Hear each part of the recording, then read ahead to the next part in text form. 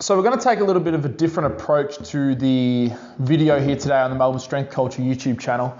And it's something that has been playing in my head a little bit, and I thought it could be really applicable to a lot of people that follow this channel and are looking to improve their strength and are using the gym to improve themselves. So it's a little bit different, so hopefully you guys can flow with me as I just get some verbal diarrhea of some thoughts that have been in my head over this past few weeks. And these thoughts have actually just come to a head recently because we're at our 12-month anniversary of opening Melbourne Strength Culture here. We've just had our first birthday. And for us, it's been a very, very successful year, and we've achieved a lot of the goals that we set out to achieve. However, we could definitely be further into our plan, but as a first year as a business, we're exactly where we want to be and setting our foundations ready to attack the industry and how we want to improve ourselves to be sort of like a figurehead in strength and conditioning, strength training, powerlifting here in Australia. But these thoughts that have been going through my head sort of came about when I came across an Instagram post by one of my sort of digital mentors. I don't really talk to him anymore, but he's someone that has definitely influenced my mindset and my attitude to how I've approached not only my training, but my business and also my life in the past few years. And that is Craig Harper of Whiteboard Lessons, which I'll put here on this video. So you can follow him on Instagram. He just puts up these little Instagram posts about just realistic approaches to life and how it can influence your mindset. And he came up with this one, and it's probably a quote from somewhere else, but it said, "Knowledge is not power, knowledge is potential power." And it's something that really resonated with me, particularly in these past sort of 4 weeks, how you can have all these set plans and ideas and almost programs for yourself. However, the success of that program is not just going to happen because it's there, and it has to be actually followed up by some sort of action and some sort of attack on that plan. And it brought back a few ideas memories of time where JP Kauke came here to train, one of my very first coaches in powerlifting. And he came here and we were talking about how he can solidify his programming systems for his new gym, the Strength Fortress. And we started talking back and forth, and eventually the conversation sort of swung a little bit, and we started to talk about the external factors that are influencing someone's actual program and their progression.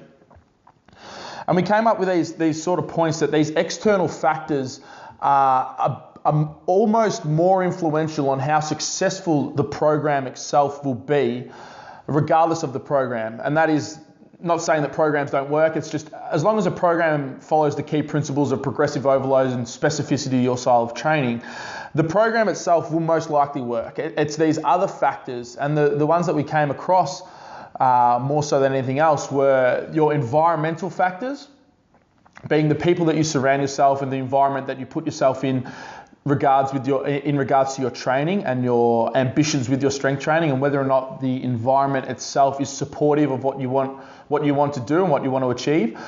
That also comes down to the people that you surround yourself with and the direct people that you put yourself in contact with. And it's something that we here at Melbourne Strength Culture are very, very big on, that you are a direct product of the environment that you place yourself in. In that being that if the people that are surrounding you do not support you and get jealous of you trying to be a better version of yourself and trying to aim for self-improvement, you're probably not going to achieve as high a level as you want if you had placed yourself in an environment where everybody was supportive and driving you towards your goal. So we came up with this idea that it's these external factors, so that being the environment you place yourself in, and then also your attitude to what you're actually trying to achieve and how you go into each day and into each session, which is probably going to be a little bit more beneficial than the actual program itself. Again, granted that the program is geared towards progressive overload and specificity for your style of training. And it just sort of brought it all together for me that you can have a plan and a perfect idea of how you want your training over a specific period of time to actually unfold. But the success of that program is probably going to be influenced more by these external factors, more so than the program itself. And this is where that idea of Craig Harper's knowledge is potential power really actually influenced me.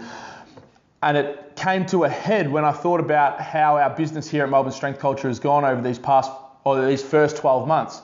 And how, yes, it has definitely been a success. However, I feel that we could have been in far better position if I had attacked our idea of knowledge to a stronger degree and actually put into action this idea that we have here a little bit more so.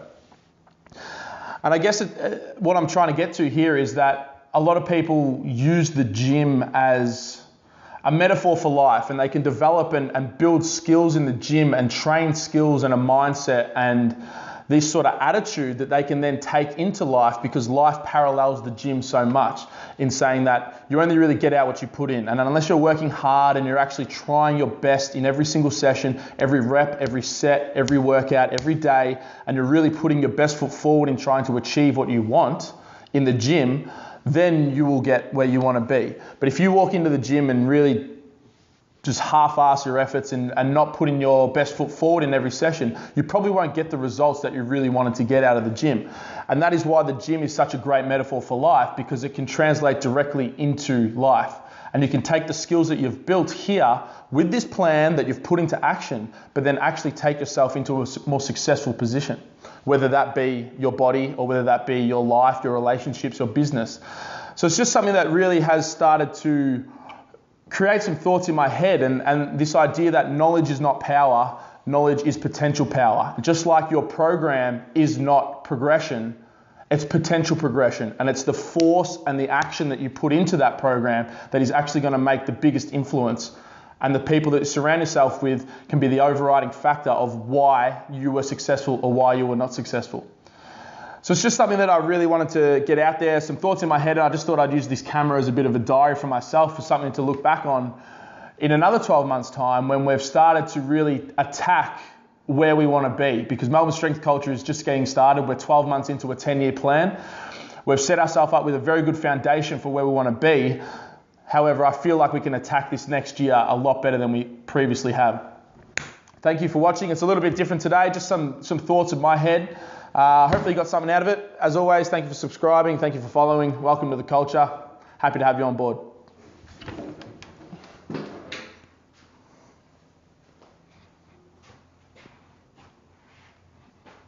Nice.